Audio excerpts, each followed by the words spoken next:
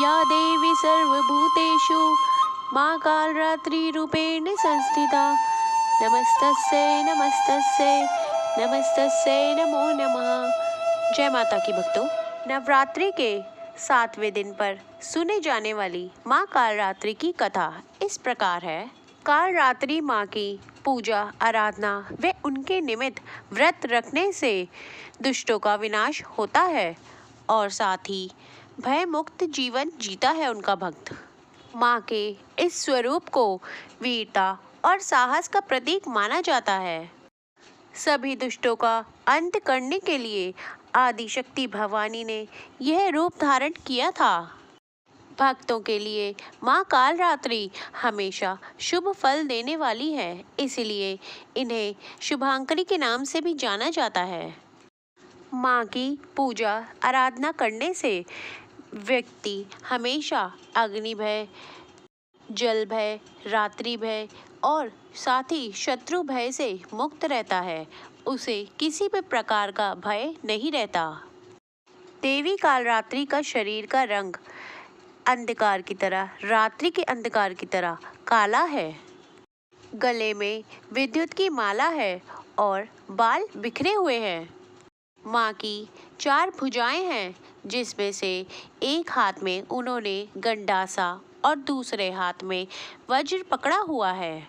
इसके अलावा माँ का एक हाथ वर मुद्रा में है और दूसरा हाथ अभय मुद्रा में है। अभय मुद्रा से माँ अपने भक्तों को निर्भय होने का आशीर्वाद देती हैं। साथ ही इनका वाहन गर्दभ है, यानी गधा है। प्राचीन काल में जब शुंभ निशुंभ नामक दैत्यों ने, साथ ही रक्त बीज ने भी पूरे तीनों लोकों में हाहाकार मचा रखा था, तब सभी देवता भय के मारे सब भोलेनाथ के पास गए और उनसे अपनी रक्षा हेतु प्रार्थना करने लगे। भोलेनाथ ने माता पार्वती से कहा अपने भक्तों की रक्षा करने के लिए। माता पार्वती ने भोलेनाथ की बात सुनकर अपने भक्तों की रक्षा के लिए दुर्गा रूप धारण किया और शुंभ निशुंभ का वध कर दिया।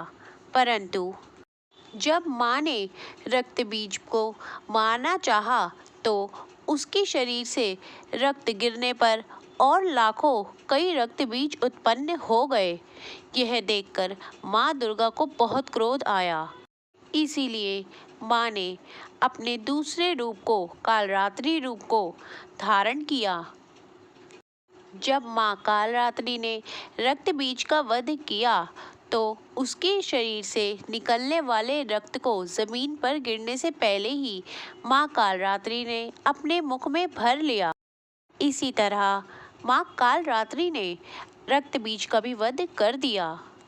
कहते हैं माँ कालरात्रि की उपासना करने से ब्रह्मांड की सभी सिद्धियों के रास्ते खुल जाते हैं।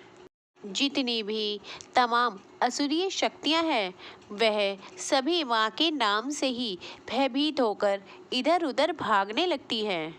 इसीलिए दानव, दैत्य, भूत प्रेत, पिशाच आदि सब माँ के नाम के उच्चारण से ही भयभीत होकर दूर भागने लगते हैं। अगर आपके मन में भी किसी भी तरह का भय हो तो आज के दिन आप माँ कालरात्रि की पूजा करके सभी भयों से अपने मुक्त हो सकते हैं।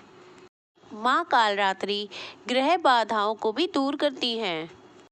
माँ कालरात्रि को आज के दिन गुड़ का भोग अवश्य लगाएं। जय माँ कालरात्रि।